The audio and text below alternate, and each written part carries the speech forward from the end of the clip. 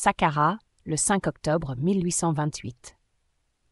Nous sommes restés au Caire jusqu'au 30 septembre, et le soir du même jour, nous avons couché dans notre masque afin de mettre à la voile le lendemain de bonne heure pour gagner l'ancien emplacement de Memphis.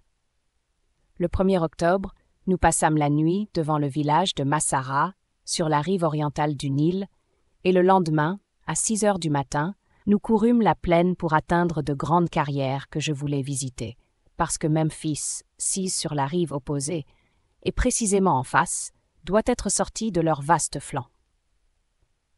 La journée fut excessivement pénible, mais je visitais presque une à une toutes les cavernes dont le penchant de la montagne de Tora est criblé. J'ai constaté que ces carrières de beaux calcaires blancs ont été exploitées à toutes les époques, et j'ai trouvé 1. Une inscription datée du mois de Paofi de l'an 4 de l'empereur Auguste. 2. Une seconde inscription de l'an 7 même mois, d'un Ptolémée qui doit être Soter hier, puisqu'il n'y a pas de surnom. 3. Une inscription de l'an 2 du roi Acoris, l'un des insurgés contre les Perses. Enfin, 2 de ces carrières, et les plus vastes, ont été ouvertes l'an 28 du roi Amosis, le père de la 18e dynastie, comme portent textuellement 2 belles stèles sculptées à même dans le roc à côté des 2 entrées. Ces mêmes stèles indiquent aussi que les pierres de cette carrière ont été employées aux constructions des temples de Phta, d'Apis et d'Amon à Memphis. Et cette indication donne la date de ces mêmes temples bien connus de l'Antiquité. J'ai trouvé aussi dans une autre carrière, pour l'époque pharaonique, 2 monolithes tracés à l'encre rouge sur les parois avec une finesse extrême et une admirable sûreté de main. La corniche de l'un de ces monolithes, qui n'ont été que mis en projet sans commencement d'exécution, porte le prénom et le nom propre de Psamétichus hier. Ainsi, les carrières de la montagne arabique, entre Tora et Massara, ont été exploitées sous les pharaons, les Perses, les Lagides, les Romains et dans les temps modernes. J'ajoute que cela tient à leur voisinage des capitales successives de l'Égypte, Memphis, Phostat et le Caire. Rentrés le soir dans nos vaisseaux, comme les Grecs venant de livrer un assaut à la ville de Troie, mais plus heureux qu'eux, puisque nous emportions quelques butins, je fis mettre à la voile pour Bédréchéen, village situé à peu de distance sur le bord occidental du Nil. Le lendemain, de bonne heure, nous partîmes pour l'immense bois de dattiers qui couvre l'emplacement de Memphis. Passé le village de Bédréchéen, qui est à un quart d'heure dans les terres, on s'aperçoit qu'on foule le sol antique d'une grande cité, aux blocs de granit dispersés dans la plaine, et à ceux qui déchirent le terrain et se font encore jour à travers les sables, qui ne tarderont pas à les recouvrir pour jamais.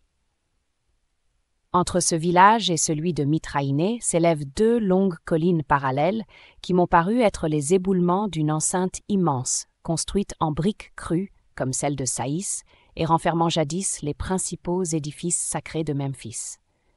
C'est dans l'intérieur de cette enceinte que nous avons vu le grand colosse exhumé par M. Caviglia. Il me tardait d'examiner ce monument, dont j'avais beaucoup entendu parler, et j'avoue que je fus agréablement surpris de trouver un magnifique morceau de sculpture égyptienne. Le colosse, dont une partie des jambes a disparu, n'a pas moins de 34 pieds et demi de long. Il est tombé la face contre terre, ce qui a conservé le visage parfaitement intact. Sa physionomie suffit pour me le faire reconnaître comme une statue de Sésostris, car c'est en grand le portrait le plus fidèle du beau Sésostris de Turin. Les inscriptions des bras, du pectoral et de la ceinture confirmèrent mon idée, et il n'est plus douteux qu'il existe, à Turin et à Memphis, 2 portraits du plus grand des pharaons. J'ai fait dessiner cette tête avec un soin extrême et relevé toutes les légendes. Ce colosse n'était point seul. Et si j'obtiens des fonds spéciaux pour des fouilles en grand à Memphis, je puis répondre, en moins de 3 mois, de peupler le musée du Louvre de statues des plus riches matières et du plus grand intérêt pour l'histoire. Ce colosse, devant lequel sont de grandes substructions calcaires, était, selon toute apparence, placé devant une grande porte et devait avoir des pendants. J'ai fait faire quelques fouilles pour m'en assurer, mais le temps me manquera. Un peu plus loin, et sur le même axe, existent encore de petits colosses du même pharaon, en granit rose, mais en fort mauvais état. C'était encore une porte.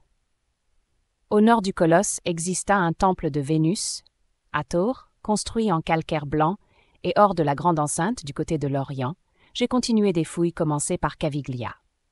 Le résultat a été de constater dans cet endroit même l'existence d'un temple orné de colonnes pilastres, accouplées et en granit rose, et dédié à Phta et à Hathor, Vulcain et Vénus, les deux grandes divinités de Memphis, par Ramsès le Grand.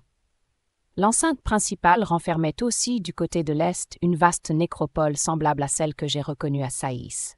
C'est le 4 octobre que je suis venu camper à Saqqara, car nous sommes sous la tente. Une d'elles est occupée par nos domestiques.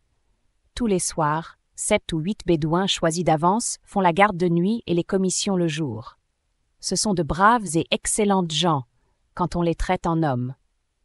J'ai visité ici, à Saqqara, la plaine de momies, l'ancien cimetière de Memphis, parsemé de pyramides et de tombeaux violets.